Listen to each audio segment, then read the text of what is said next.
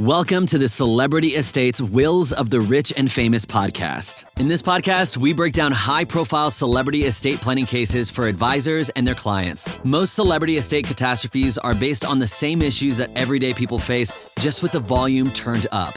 Our goal is to identify and extract the individual estate planning issues that lie at the heart of each story.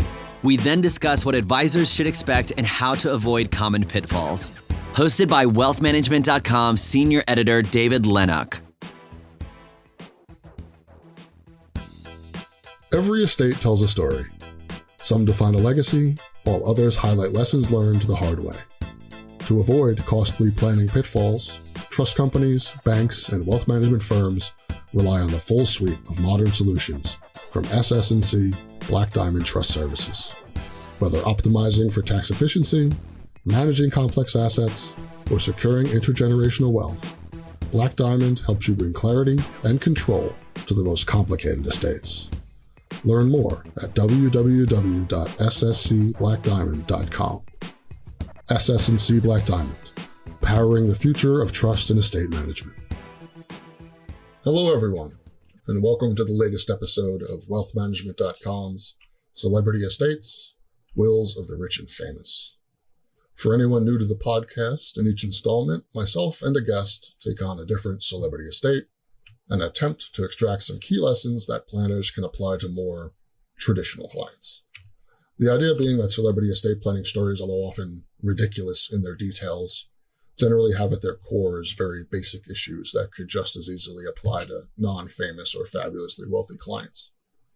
To learn more about estate planning and how you can better serve your clients, visit wealthmanagement.com/trusts-estates. Our monthly journal features tax law updates, wealth planning, retirement planning, and much more, written by thought leaders in the industry. That's wealthmanagement.com/trusts-estates. We're joined today by Kevin Ghassomian. Kevin is a partner at Venable LLP, and he represents business owners, corporate executives, and high net worth individuals and their families in tax minimization, asset protection, business succession, and philanthropic matters. This practice spans all aspects of domestic and international estate planning. He also advises individual and corporate fiduciaries on trust and estate administration, including the preparation of gift and estate tax returns. Thanks so much for joining us, Kevin. Thank you. Well, the subject of today's show is legendary fashion designer Giorgio Armani, widely regarded as among the most influential designers in contemporary fashion. Armani initially gained recognition for his work with fashion house Cerruti 1881. I will be butchering every single Italian name in this. I apologize in advance. Before founding his own label in 1975. He became known for minimalist, deconstructed silhouettes, especially his jackets and suits, which are said to have redefined masculine and feminine elegance in a contemporary form. Armani sadly passed from liver failure at age 91 earlier this month, and he left behind an estate estimated at over $12 billion with a B. Armani's estate is unusual, at least by the standards of this show that looks largely at poor planning and family conflict, because A, he had no children or spouse, and B, he outlined an intentional, comprehensive succession strategy for the most valuable asset in his estate, the business. Shortly before his death, Armani outlined the succession plan of his business during an interview with the Financial Times. He told the outlet, "My plans for succession consist of a gradual transition of the responsibilities that I've always handled to those closest to me, such as Leo Dell'Orco, the members of my family, and the entire working team." Now, unsurprisingly, Armani's will stipulates that a 15% stake should be transferred within 18 months, and then an additional 30% to 54.9% should be transferred to the same buyer between 3 and 5 years after his death. Alternatively, an initial public offering should be pursued, with a preference for the sale towards other companies that they have a working relationship that are already in the industry. But if Armani had no children, who are these heirs? Well, he thought about that too. Back in 2016, Armani held a meeting to outline what would happen following his death, establishing new statutes for the group and dictating the principles that would define the future of the company. Beyond his family, his heirs include his longtime collaborator and right-hand man, the aforementioned Pantaello Dell'Orco, and a foundation established in 2016 to play a significant role in the preservation of Armani's legacy. It's following a model adopted by Rolex. Dell'Orco has worked alongside Armani for over 4 decades and is currently the Armani Group's head of men's style. And all of the family heirs are already part of the company's board of directors, and under the leadership of Armani's sister Rosanna, have long been involved in the company's team. Here we have a rare, for this show at least, example of a celebrity crafting a comprehensive and intentional plan for the succession of a massive business empire, which in itself is cast in stark contrast to the chaos of the transition of the Murdoch empire that's dominated news cycles and inspired hit television shows in recent years. Kevin, unlike Murdoch, Armani had no children or spouse of his own to inherit. How does that affect the estate planning process, and what are some of the benefits and pitfalls associated? Well, I think embedded in the question is the issue itself. There are benefits and pitfalls. On the one hand, you've got kind of a blank slate. Without a spouse and children, Armani's assets can transfer wherever he wanted them to go. But at the same time, sometimes that's almost too much freedom for us. Mhm. So what I think is really important about Armani's plan is the fact that he started it early. He started the planning process, as you had mentioned, in 2016. And effectively, by setting up these structures and by having a lengthy runway, pun intended, to put together his plan, he was able ultimately to structure it so that he separated assets or money Mhm. from control of those assets. And you'll see how that played out with the various structures he put in place. So that's a good place to keep going, right? Well, why is it important that he separated the money from the assets and the control of the assets? Well, in Armani's particular case, what he owned, he owned significant assets. I think the value of his estate was somewhere around 11 billion euros. But he also, what he was a cultural icon. I mean, there was an intangible aspect to what he owned. And so what he wanted to do was to create not just heirs who would receive assets, but he really wanted to create stewards of his brand. And he had the foresight, I'm assuming through a lot of careful, thoughtful work by his planners, he had the foresight to institutionalize his brand in an entity that would last longer than anyone that was around. And that's the foundation. The foundation itself, it doesn't get sick. It doesn't get a divorce. It's not going to be addicted to drugs. It's an entity, and it's an entity that is guided by a mission. And so what he was doing was preserving the brand through a mission-driven entity that would last far longer than any of his immediate heirs would. So, Kevin, you mentioned that Armani was able to pull together this sort of diverse team in terms of from different areas of the business and from different areas of relation to him, people from outside the family, from people from inside the family.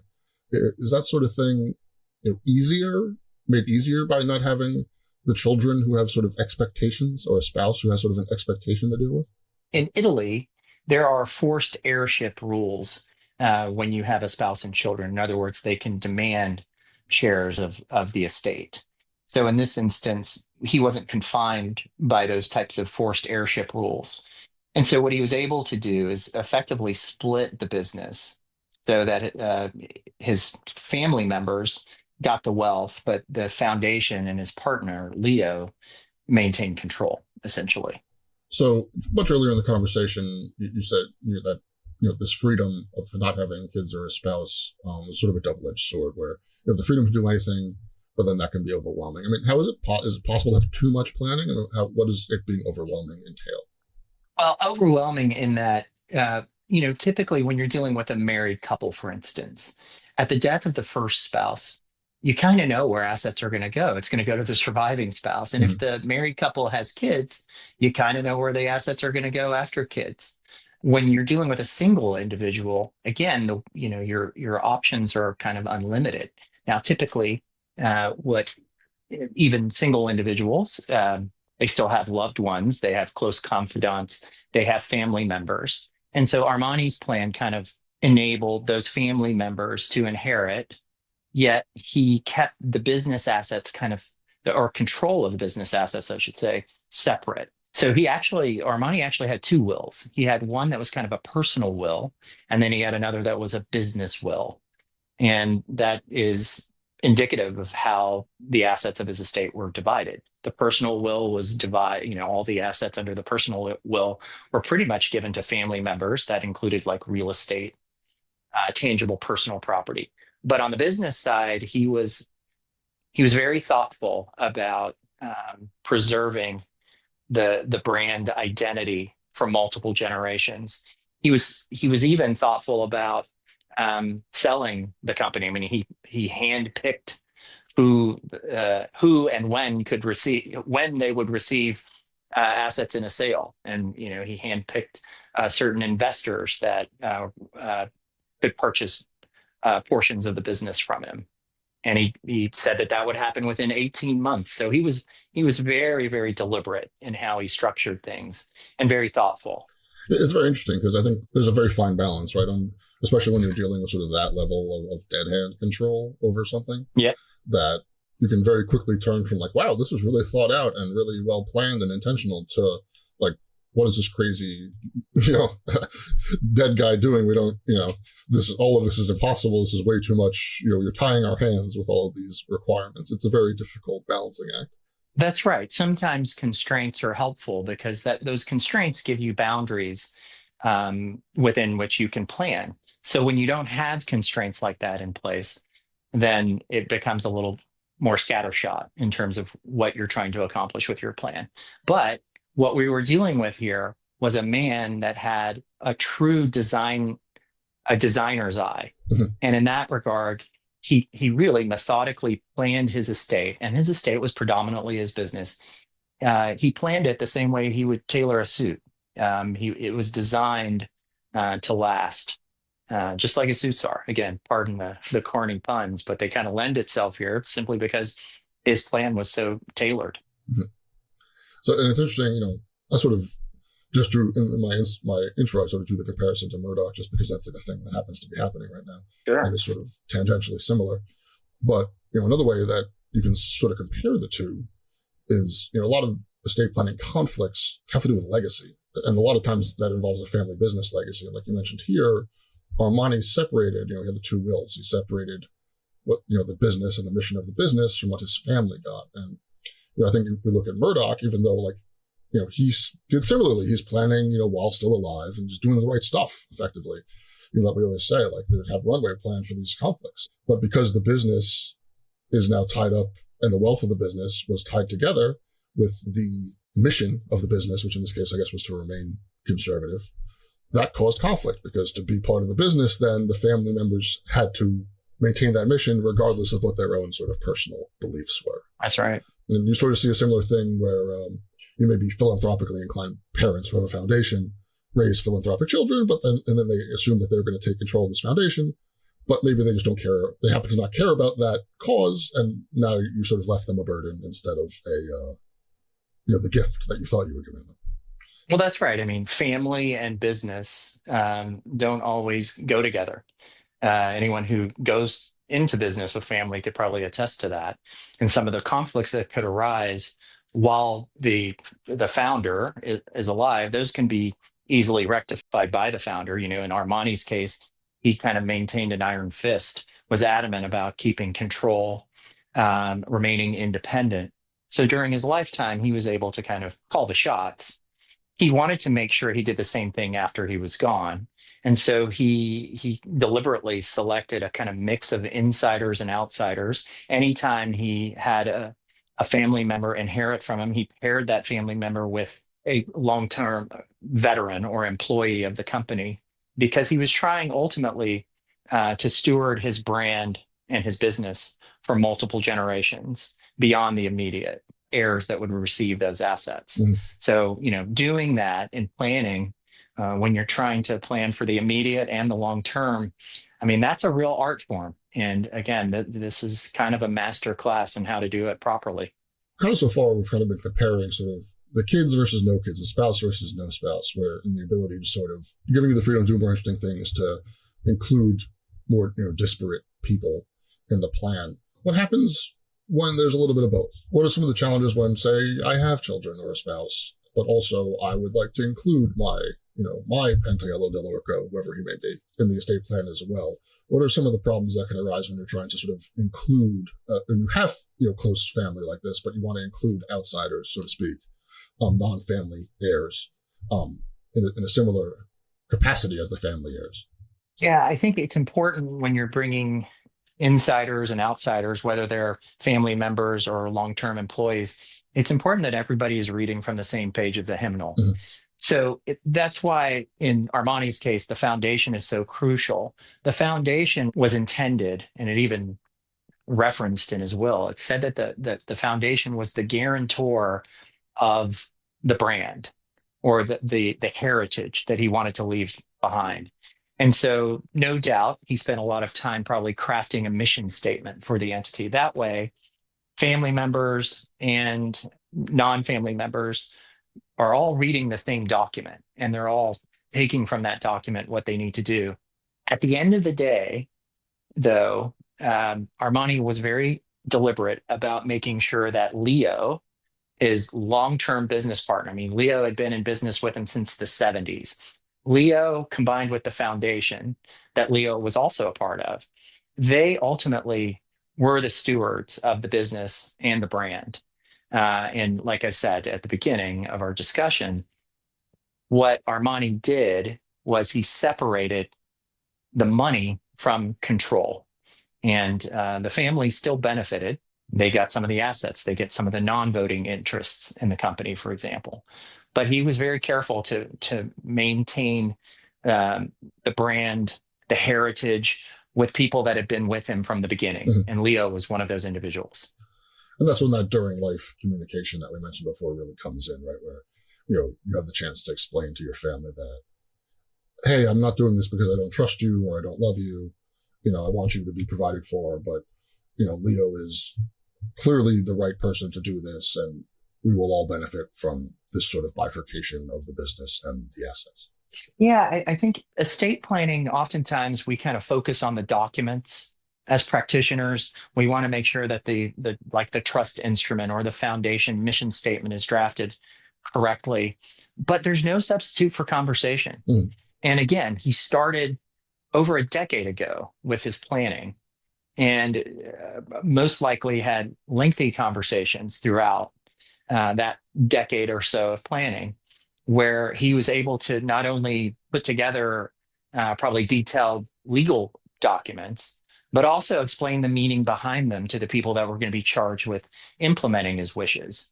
So, it's that combination of expert draftsmanship and technical planning with just good old fashioned conversations, over a cup of coffee or glass of wine to explain exactly what it is that's behind the planning. Mm-hmm. And I know just anecdotally in some of the press reports that Armani spent a lot of time talking both to his family and to his internal team about what he wanted to accomplish. And just to stress that sort of ability that sort of foresight, and also that ability to just sort of converse about, what happens after you're dead is unusual. That's not, if it were easy, everyone would do it. It's a scary thing. It's difficult often especially for first generation wealth creators to even envision their business living on, without them, let alone, your usual fear of death and money things. So the planner, be it the financial advisor, the estate planning attorney to advise him, you have to play a larger role in sort of ensuring that the client is comfortable having these conversations that they need to have, and sort of considering these, what can be very scary things. Not everyone just is able to come to it. Most people, in fact, will not be able to just come to it on their own and think clearly about it. Well, that's right. I mean, oftentimes what we're talking about here is death and taxes, and those aren't the best subjects to dwell on. But when you have an estate, a business, really an empire like Armani had, and he obviously had the bandwidth to kind of spend time thinking about it, you realize that you created something that's bigger than you or anyone who's around. They created culture. Mm-hmm. They really did. They created culture. And that's why I think in this particular case, the foundation is really the linchpin, because it's the foundation that becomes the steward of the brand. And it because it's a fashion brand at the end of the day, we all know how fashion and arts influence culture. So a foundation was actually the perfect vehicle for this type of planning, because it had kind of philanthropy woven into business. So, what Armani left behind wasn't just an estate plan. I mean, he left behind a business plan Yes. at the end of the day. Yeah, it's really interesting. I think, as we sort of come to the end of our time here, we've been talking about the key role this foundation plays. For more sort of traditional clients, obviously a foundation may be a bit much, maybe a bit unwieldy of a tool. What are, some of the other techniques that maybe, a smaller business owner could use to sort of try to approximate, obviously all plans are different, all businesses and people are different, but to sort of try and approximate the same sort of, message preservation, I guess, that the foundation is accomplishing for Armani? I think, business owners pour their heart and soul into their business. But at the end of the day, it is a business, and that business generated presumably a good income for them during their lifetime, and that income was shared with the business owner's family. So I think being mindful that you have a business that supports family, and being mindful of the fact that you need to kind of support both the business and the family. This notion of dividing money from control or ownership from control, that's just kind of a standard template for anyone, regardless of the size of their business. You can have, the ne'er-do-well son who works in the business and is expecting to inherit everything, but everybody knows he's not the one who's actually running things and doing the work. He's just trying to seize the glory associated with the business. I mean, these are kind of stereotypical business succession issues that everybody struggles with. But I think there are standard ways of doing this. There's buy-sell agreements. You can put together, bylaws that kind of spell all this out. Trust instruments are really the way to go for any sort of long-term plan that you want to put together. And so, again, it's this combination of careful drafting and conversation that's key. Yeah, absolutely. And you should make sure always to involve the next generation in those conversations. They're the one that have to live with the plan. So to just put together an estate plan and draft it without, consulting with, or at least checking in with the people that are going to have to live with it, I think the best advice is this combination of drafting and conversation. So that's about all the time we have for today. I'd like to thank Kevin Ghassomian for coming on and really tackling a very complex topic. Thanks so much, Kevin. Thanks, David. I appreciate it. For our listeners out there, I'll see you, or I guess you'll hear me, on the next episode of Celebrity Estates, Wills of the Rich and Famous. Every estate tells a story. Some define a legacy, while others highlight lessons learned the hard way. To avoid costly planning pitfalls, trust companies, banks, and wealth management firms rely on the full suite of modern solutions from SS&C Black Diamond Trust Services. Whether optimizing for tax efficiency, managing complex assets, or securing intergenerational wealth, Black Diamond helps you bring clarity and control to the most complicated estates. Learn more at www.sscblackdiamond.com.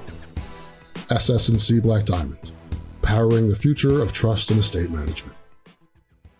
Thank you for listening to the Celebrity Estates Wills of the Rich and Famous podcast. Click the subscribe button below to become notified when new episodes become available. The information covered and posted represents the views and opinions of the guest and does not necessarily represent the views or opinions of InformaWealthManagement.com. The content has been made available for informational and educational purposes only. The content is not intended to be a substitute for professional investing advice. Always seek the advice of your financial advisor or other qualified financial service provider with any questions you may have regarding your investment planning.